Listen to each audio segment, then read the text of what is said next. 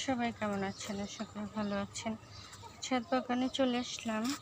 সুন্দর ডালিয়া ফুল ফুটে আছে, গোলাপ ফুল ফুটে আছে, সুন্দর শাকসবজি, তারপরে গাঁদা ফুল, নানা রকমের ফুল ফুটে আছে, চন্দ্রমল্লিকা, ক্যাকটাস, নয়নতারা, লিলি ফুলও ফুটেছিল, সেদিকে ডালিম ফুল। তো সবাই ভালো লাগলে সাবস্ক্রাইব করে পাশে থাকবেন। এই যে ছাদ বাগানে নানা রকম ফুল ফল শাকসবজি দেখলে খুবই ভালো লাগে। তো এই যে এদিকে ফুটে আছে বেলি ফুল, এদিকে হচ্ছে করলা। তো করলা গাছে করলা ধরেছে, আরেকটা গাছে এটাতেও ধরবে।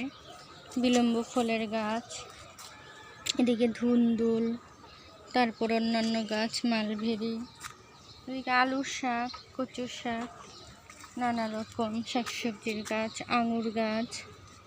তো এদিকে বাগান বিলাসী গাছ।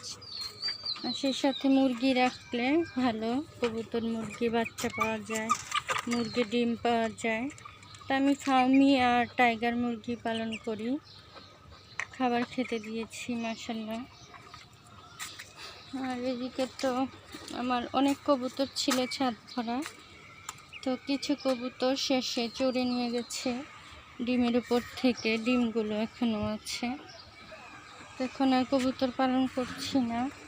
এদিকে মিষ্টি কুমড়া গাছ আর কাগজি লেবুর গাছ, মাশাআল্লাহ লেবু ধরেছে। এদিকে পেস্তা আলু গাছ, পুঁই শাক, করলা, করলা ধরেছে, এদিকে করলা ধরেছে সুন্দর।